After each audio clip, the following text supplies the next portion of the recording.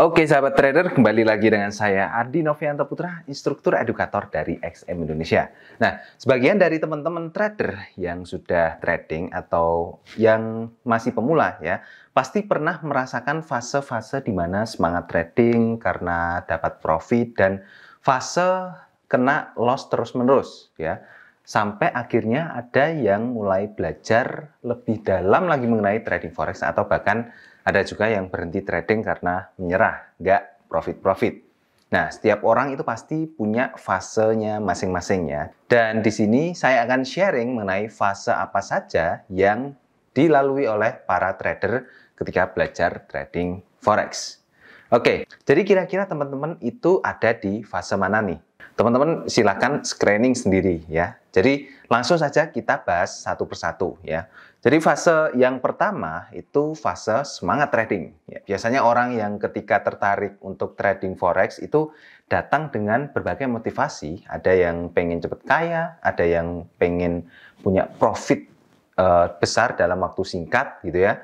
Dan ada juga yang niatnya untuk menjaga nilai yang dimiliki, nilai harta kekayaan yang dimiliki ya. Syukur-syukur dapat profit dari trading forex lah ya. Makanya mereka melakukan investasi di salah satu yang namanya yaitu adalah trading forex. Nah, di fase-fase awal ini entah kenapa Anda mengalami keuntungan terus-menerus dan Anda menjadi semangat untuk trading. Rata-rata fase ini itu terjadi selama 4 bulan. Nah, Anda mengalami keuntungan yang terus-menerus dan menjadi semangat untuk melakukan transaksi di trading forex. Saking semangatnya, yang biasanya kalau orang itu benci dengan hari Senin ya, kini menjadi terbalik. Anda malah jadi benci dengan weekend. Karena di hari Sabtu dan Minggu marketnya itu kan tutup ya. Jadi Anda tidak bisa mendapatkan kesempatan untuk mencari keuntungan dari trading forex ini.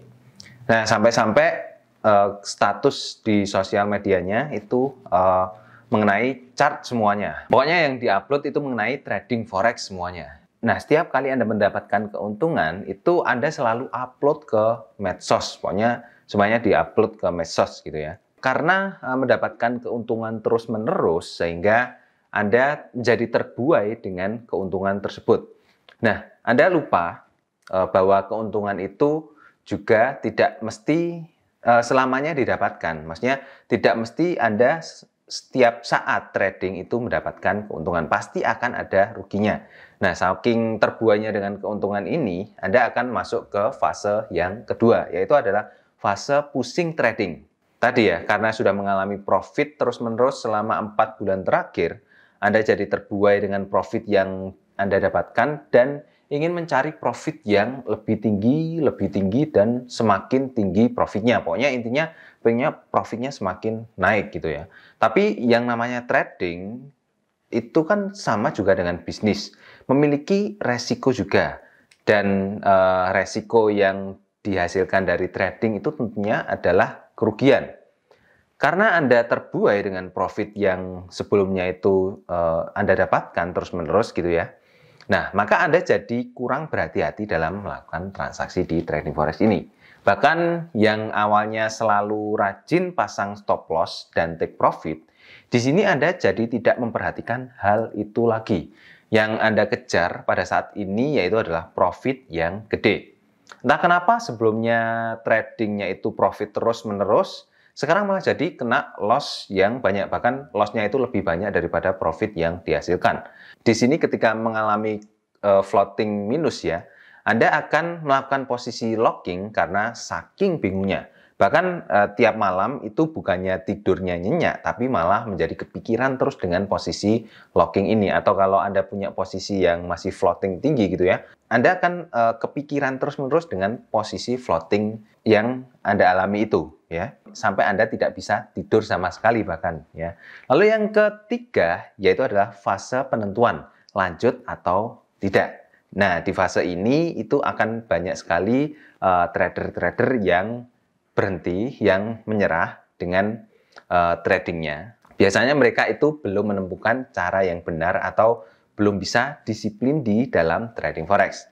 Tapi ada juga trader yang lanjut dan menjadi trader yang lebih baik. Karena memang di fase kedua mereka sudah melakukan evaluasi atas trading yang mereka lakukan. Sehingga mereka memperbaiki kualitas tradingnya sehingga mereka menjadi trader yang berkualitas. Kalau berhenti, biasanya karena kapok atau memang uangnya itu sudah habis. Tapi kalau lanjut, biasanya karena orang ini masih penasaran dengan market ya, masih penasaran ingin mendapatkan profit dari trading forex. Atau karena memang sudah mendapatkan ilmu yang memadai, sehingga intinya menjadi trader yang lebih baik gitu ya.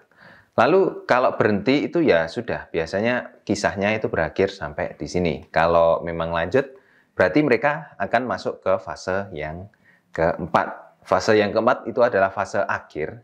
Di fase ini terdiri dari dua jenis orang. Yang pertama adalah trader yang bebal, dan yang kedua itu ada trader yang sudah belajar dan sudah berpengalaman tentunya ya.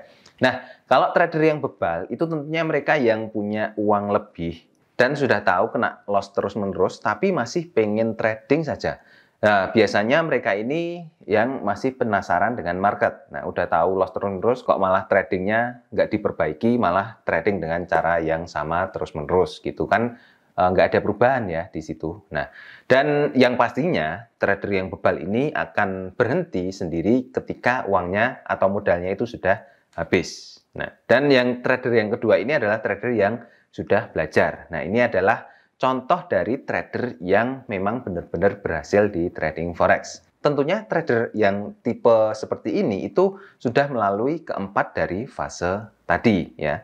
Trader seperti ini itu dapat mengelola emosi dengan baik dan dapat disiplin dalam menerapkan strategi tradingnya. Trader seperti ini selalu mencatat kesalahan dan keberhasilan yang dilalui sebelumnya, sehingga dapat diperbaiki di kemudian hari yang dapat membuat perkembangan tradingnya menjadi semakin baik. Nah, itu merupakan contoh trader yang berhasil yang membuat jurnal trading setiap hari untuk memperbaiki atau mengevaluasi perkembangan dari transaksi tradingnya, sehingga dapat diperbaiki dan menjadi trader yang lebih baik.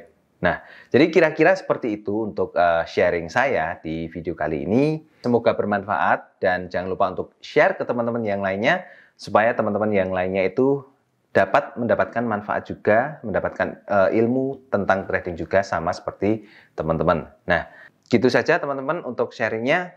Jangan lupa untuk subscribe channel XM Indonesia, nyalakan juga notifikasi loncengnya supaya teman-teman tidak ketinggalan video-video edukasi dari channel XM Indonesia.